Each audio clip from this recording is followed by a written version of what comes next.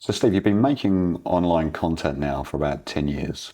Yeah. And, how have you seen that change in terms of the market or the acceptance that people are prepared to take online training? Yeah, sure. Well, I remember when I first thought about putting the online Sidemount series together. This was back in Mexico all that time ago, 10 plus years actually. And I can remember sitting in my apartment there, and a good friend of mine was there as well. And at the time, when I told him the ideas and everything, and then just started to film bits and pieces. And then later, obviously, another year from there, you helped me out more. But I remember his thoughts. He's like, you're mad, really. And what are you going to do with the content?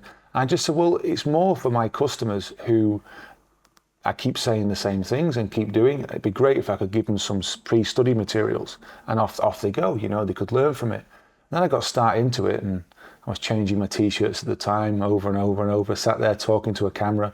And anyway, this series created itself, and then I started to release bits of it. And of course, I've always given away tips and tricks online. You like that from the original site, right? How you configure a regulator, because Sidemount's got that bit of a niche, not a niche to it, but just the equipment. It's something a little different. Yeah, but anyway, the perception, and when I made it, I was obviously quite proud of it, and I wanted to share it with my cave instructor friends at the time, and they did look at it. Some of them, they said, we can't really do what you do, Steve. Like, we're not going to spend that amount of time and effort into it. But best of luck to you. It's pretty nice, some of it. Yeah, I mean, we know how you teach anyway. We've been working with you for years. Like, we know what's going to be in there. So they watched some and give me some feedback. Pretty good. But they weren't really my market, right? They were just my peers, my friends. Obviously, then it's gone to people, and I think that we've definitely seen an uptake in it over and over the years. And if you fast forward to today, you can't say online training isn't a massive thing now. I mean, 10 years ago plus, if you wanted to play guitar or something like this, you were going to find somebody, a local, to sit there and do guitar lessons. Right now, I bet you there's a lot more people online doing online guitar lessons.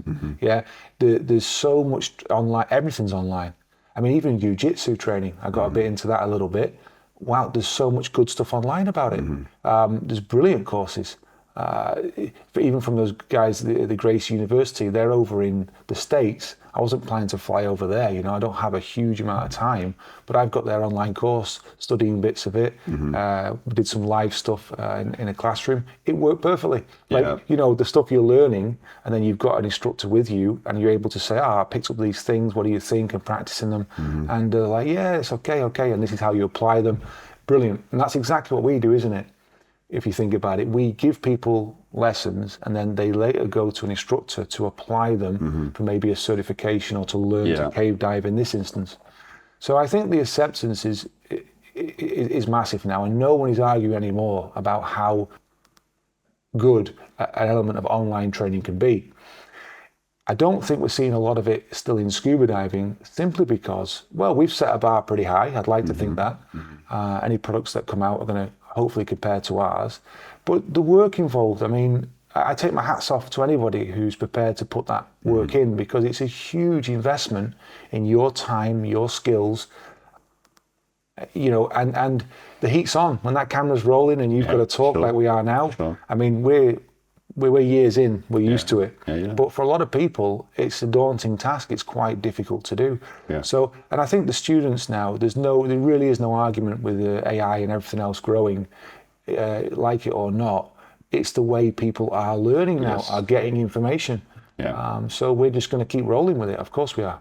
I mean, I'd make two observations about it. One is that, yes, the agencies are, I wouldn't say they're catching up to us, but they are improving their own materials, and they're making a push from the written manual to the online training. Now, initially for them, that might just be digitizing the manual, but they are making new content. They are doing more waterwork, and they are changing. So that's actually a good thing to see. Sure. But the other thing that I think that, we don't always realize is that, I was learning online before the internet. So, when I had my first car and things were broken, I bought the Haynes manual. Oh, yes, I do remember it. How to change the spark plugs or adjust the timing belt. Because, I'm not going to mechanic school, right? So I had the manual, I had the car in front of me, and you'd set about following the instructions and doing it. And that really is what online training is. right? You know, you're seeing how it's done, you're seeing an example of it, Yeah. and you can go off and practice. So I'm not actually thinking that the actual paradigm is any different. It's just the actual medium that's changed. Sure. So, you know, I think that it's unfair to say that it's not a viable thing, not a workable thing. That's how I learned all of the things in my professions. The other thing to say is that I think back 10 years ago, you know, the internet itself, we're not talking dial-up, right? That was a little bit before. I mean, some people watching this will probably think, what's he on about? Yeah, Dial-up. sure. But certainly, you know, the internet, and you can argue you're putting out really good level content.